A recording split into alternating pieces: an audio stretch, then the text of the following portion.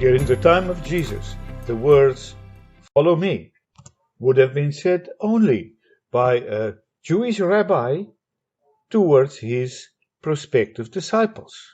To understand that, we have to look at Jesus against the backdrop of his culture and his time. First of all, Jesus was a rabbi. He was a Jewish rabbi. That was part of God's plan for salvation for the whole world. And like other rabbis, Jesus also had disciples. He taught in a similar way to other rabbis and debated with other rabbis in a similar way.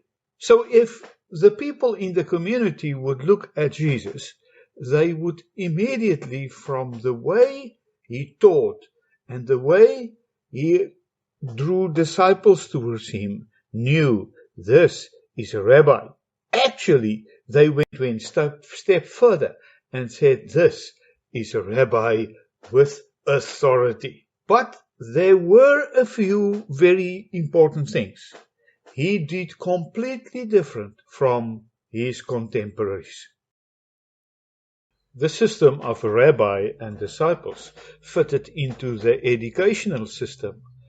In Galilee, children started at a young age, learning how to read and write from the 5 books of Moses, very often learning the text by heart. Those who did not make it would join their parents in the family trade, building, farming, fishing. The bright ones could continue, and they studied the rest of the Old Testament as well as the interpretation of some of the famous rabbis. Now they were regarded as well educated and joined their families in the family trade. The very best of the best, at about the age of 12, could go to one of the prominent rabbis with authority and ask the question, "May I follow you?" After a long discussion, many questions, and even a trial period, the rabbi would have to be sure of one thing. Will this teenager be able to think like I do and do what I do? Then, and only then, would he make the invitation, "Follow me." All the others, the dropouts, would go fishing, farming, building, or whatever the family trade was. The custom was that prospective disciples would go to a senior rabbi and apply.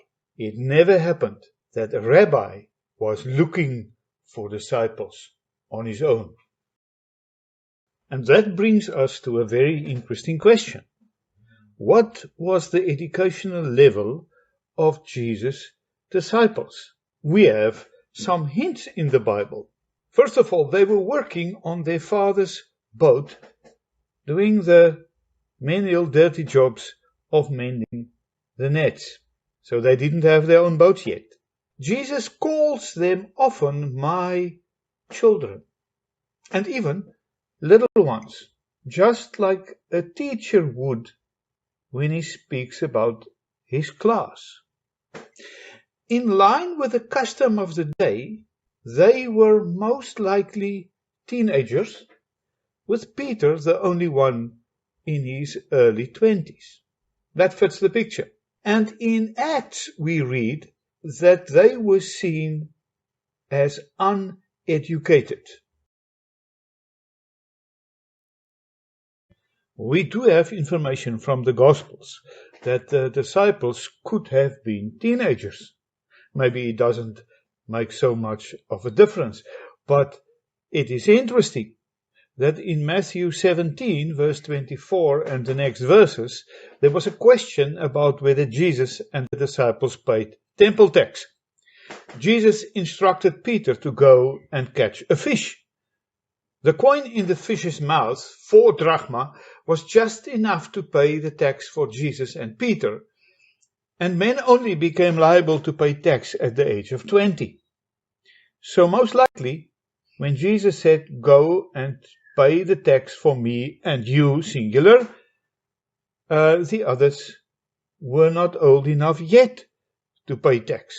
This is corroborated by the early church fathers, who had it that John was the youngest and that he could have been even 9 or 10 years old at the time.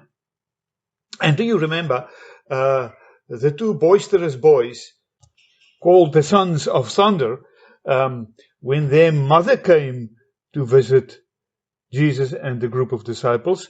She asked whether the one could sit on his left hand and the other one on his right hand in the position of honor when the kingdom of God is established.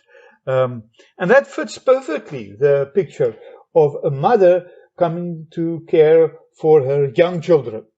These are not old men with grey beards whose mother comes to intervene on their behalf. It's a mother speaking on behalf of her maybe teenager boys.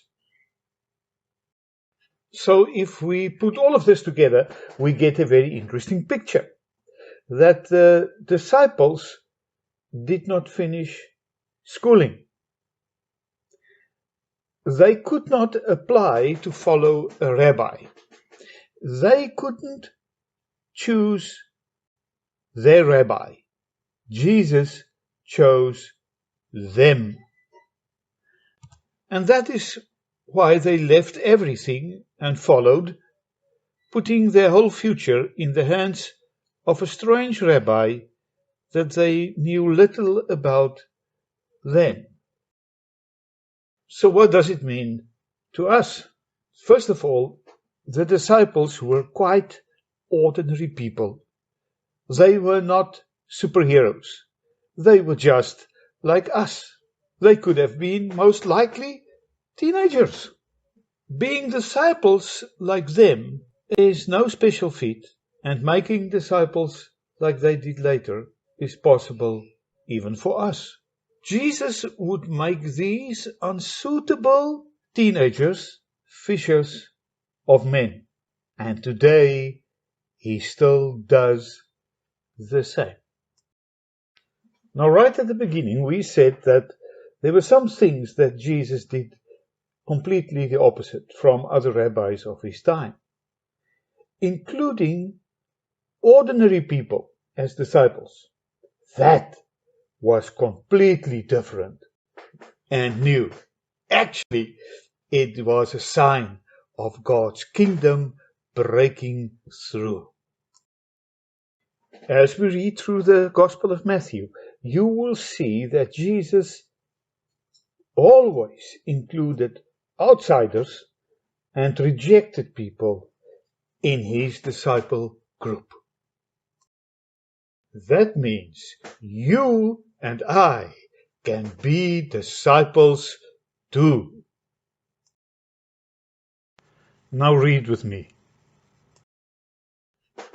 As Jesus was walking beside the Sea of Galilee, he saw two brothers, Simon called Peter and his brother Andrew. They were casting a net into the lake, for they were fishermen. "Come, follow me," Jesus said, "and I will make you fishers of men." At once they left their nets and followed him. Going on from there, he saw two other brothers, James, son of Zebedee, and his brother John. They were in a boat with their father Zebedee, preparing their nets.